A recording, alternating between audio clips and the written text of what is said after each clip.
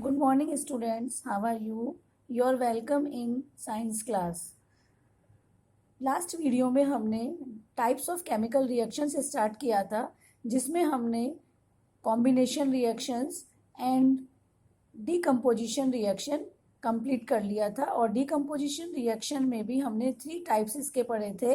First thermal decomposition reaction, electrical decomposition reaction and photo decomposition reaction, ये complete कर लिया था। साथ में हमने एक्सोथर्मिक एंड एंडोथर्मिक रिएक्शन के भी एग्जांपल्स देखे थे।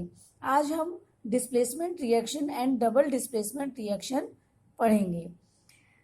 डिस्प्लेसमेंट रिएक्शन को समझने के लिए सबसे पहले हम एक्टिविटी करते हैं। एक एक्टिविटी हम देखते हैं।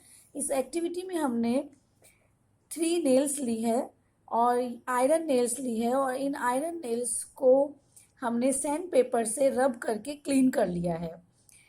साथ ही हमने 2 टेस्ट ट्यूब ली है, ए एंड बी। दोनों में हमने कॉपर सल्फेट, जो कि ब्लू कलर का सॉल्यूशन होता है, कॉपर सल्फेट हमने इसमें ले लिया है दोनों में ही। अब हमने बी वाली जो टेस्ट ट्यूब है उसके कॉपर सल्फेट के सॉल्यूशन में 2 आयरन नेल्स को थ्रेड से टाई करके इस तरह से हमने इसमें मर्ज्ड कर दिया है, डुबो दिया है। 20 मिनट तक जब हम इसको इसमें मर्ज करके रखते हैं तो आफ्टर 20 मिनट्स हम इसको जब इसमें से निकालते हैं तो हम एग्जामिन करते हैं कि ये जो नेल है, आयरन नेल पर ब्राउन कवर चढ़ जाता है, ब्राउन कवरिंग हो जाती है, और इससे हम कंपैरिजन करते हैं। जो थर्ड नेल थी जो प्योर थी, उससे हम जब कंपैरिजन करते हैं तो ये जो इस पर ब्राउन लेयर आयरन पर कॉपर सल्फेट की लेयर चढ़ जाती है। इसी तरह से हमने यहाँ देखते हैं कि ये फर्स्ट ए टेस्ट ट्यूब है जिसका कॉपर सल्फेट का सॉल्यूशन ब्लू कलर का है, और यहाँ पर रिएक्शन के बाद कॉपर सल्फेट का जो कलर है वो फेड हो जाता है। तो इस तरह से इस रिएक्शन में ये रिएक्शन कंप्लीट होती है। यहाँ पर आयरन कॉपर सल्फेट में जब मर्ज किया जाता है तो आयरन अधिक इसकी रिएक्टिविटी आयरन की जो कॉपर से ज़्यादा होती है, कॉपर की रिएक्टिविटी कम होती है, यानी कि ये ज़्यादा रिएक्टिव एलिमेंट है आयरन कॉपर से। तो आयरन कॉपर को इससे कॉपर सल्फेट के जो सॉल्यूशन है उससे रिमूव कर देता है, डिस्प्लेस कर देता है, और खुद इसकी जगह आ जाता है। तो कॉपर सल्फेट की जगह बन जाता है आयरन सल्फेट, और कॉपर अलग हो जाता है। तो इस तरह से यहाँ पर आप देख रहे हैं कि आयरन ने कॉपर को डिस्प्लेस कर दिया है और इसकी जगह खुद ने ले ली है। इस रिएक्शन को कहते हैं कॉपर डिस्प्लेसमेंट रिएक्शन। वो रिएक्शन जिसमें कि high reactive element low reactive element को उसके कंपाउंड से डिस्प्लेस कर देता है, वो रिएक्शन डिस्प्लेसमेंट रिएक्शन कहलाती है। डिस्प्लेसमेंट रिएक्शन के और भी एग्जाम्पल्स हैं, जैसे कि जिंक और कॉपर सल्फेट सॉल्यूशन में जिंक ग्रैन्यूल्स को जब हम डालते हैं तो जिंक, क्योंकि कॉपर से ज़्यादा रिएक्टिव एलिमेंट है, तो जिंक कॉपर को डिस्प्लेस कर देता है और बन जाता है जिंक सल्फेट। जिंक सल्फेट बन जाता है और कॉपर डिस्प्लेस हो जाता है। इसी तरह से लेड भी कॉपर से ज़्यादा रिएक्टिव एलिमेंट है, तो लेड को जब कॉपर क्लोराइड के सॉल्यूशन में जब डालते हैं तो लेड कॉपर को डिस्प्लेस कर देता है, खुद इसकी जगह आ जाता है, तो बन जाता है लेड क्लोराइड। कॉपर क्लोराइड की जगह लेड क्लोराइड बन जाता है और कॉपर डिस्प्लेस हो जाता है। तो इस तरह से जिंक और लेड ये भी रिएक्टिव एलिमेंट्स हैं कॉपर के कंपैरिजन में, इसलिए जिंक और लेड कॉपर को डिस्प्लेस कर देते हैं। तो ये रिएक्शन कहलाती है डिस्प्लेसमेंट रिएक्शन। नेक्स्ट आती है डबल डिस्प्लेसमेंट रिएक्शन।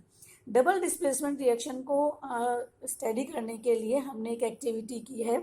यहाँ 2 टेस्ट ट्यूब है, और एक टेस्ट ट्यूब में हमने लिया है बेरियम क्लोराइड, और दूसरे टेस्ट ट्यूब में हमने सोडियम सल्फेट का सॉल्यूशन लिया है, और दोनों बेरियम क्लोराइड और सोडियम सल्फेट के सॉल्यूशन को हमने मिक्स कर दिया है। तो मिक्स करने के बाद हम कुछ समय में देखेंगे कि यहाँ पर दोनों सॉल्यूशन मिक्स करने के बाद एक प्रेसिपिटेट, एक वाइट कलर का इनसॉल्युबल, वाटर में इनसॉल्युबल सब्सटेंस बनता है वाइट कलर का, जो कि बेरियम सल्फेट का होता है।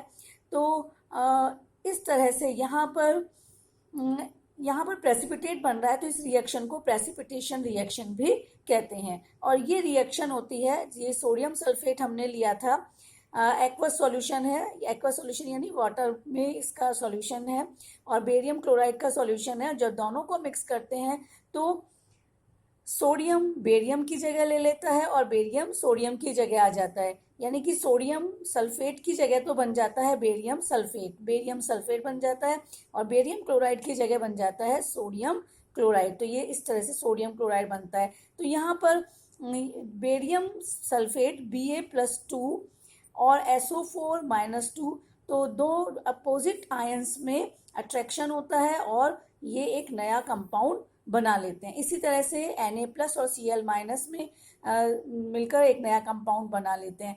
तो यहाँ पर हम देखेंगे कि दो जो रिएक्टेंट है उनके आयंस में जब एक्सचेंज होता है, दोनों के जो रिएक्टेंट के आयंस हैं वो एक्सचेंज हो जाते हैं एक दूसरे से, तो ये कहलाता है डबल डिस्प्लेसमेंट रिएक्शन। क्योंकि एक्सचेंज 2 बार हुआ है इसलिए डबल डिस्प्लेसमेंट रिएक्शन कहलाती है। और डबल डिस्प्लेसमेंट रिएक्शन के और भी एग्जाम्पल हैं, जैसे एक और एक्टिविटी की है, ये लेड नाइट्रेट लिया है और पोटेशियम आयोडाइड, ये एक्टिविटी है।